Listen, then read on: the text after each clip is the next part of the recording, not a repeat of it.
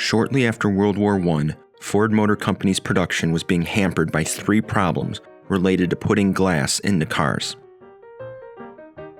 First, his outside suppliers just couldn't keep up with his substantial needs. Second, the quality was starting to suffer.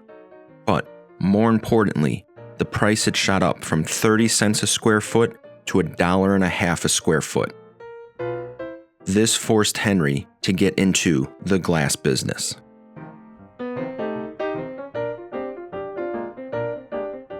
Henry Ford was always very demanding when it came to business.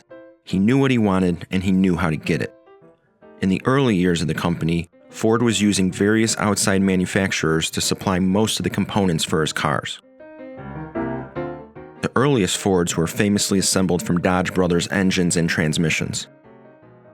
Over time, Henry Ford realized that in order to maintain his massive production methods, he had to take control of as many aspects of vehicle construction as possible. He took advantage of several opportunities to bring different industries into his own manufacturing envelope that many other car manufacturers were outsourcing. Henry's biggest and most successful example of this was his foray into manufacturing automotive glass.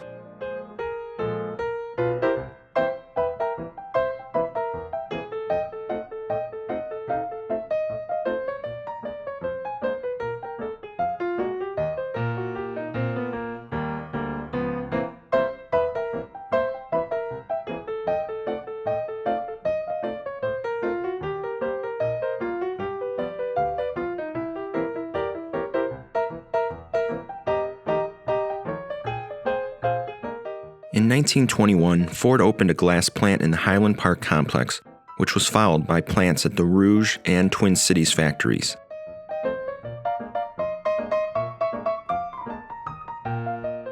Additionally, Ford purchased the Allegheny plate glass plant in Pennsylvania. Ford worked to apply his assembly line methods to the production of automotive glass, which eventually led to these four plants producing 26 million square feet of glass at a price of just 20 cents per square foot.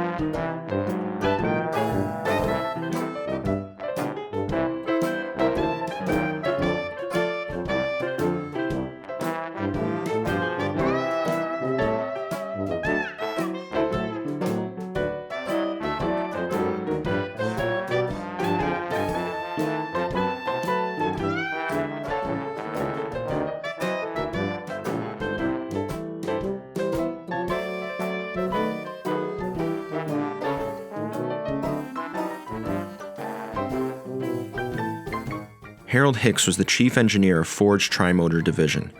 During the development of the Model A, he was brought in to help fix issues with the early prototype engines. He was successful, and Henry was so impressed that he ordered Hicks to go out and, quote, race every car in sight. It was during one of those test drives in July of 1927, with Hicks behind the wheel, a car suddenly turned in front of him as he tried passing it. His prototype Model A was loaded down with 750 pounds of lead, which only made the inevitable crash that much worse. Upon impact, Hicks was thrown through the windshield of the covert Model A and suffered serious injuries.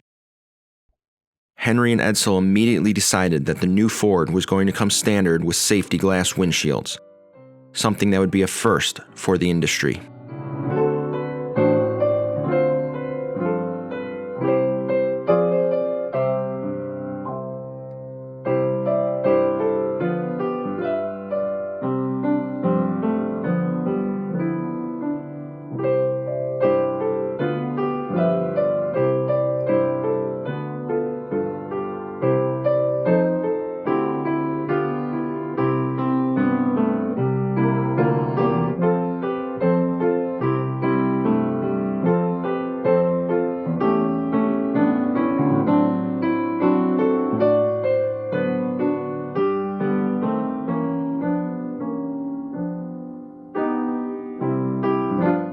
The footage of this wreck was shot in Columbia, Missouri in June of 1929. It shows the jagged edges of the shattered Chevy windshield as opposed to the spiderweb cracks of the Ford safety glass.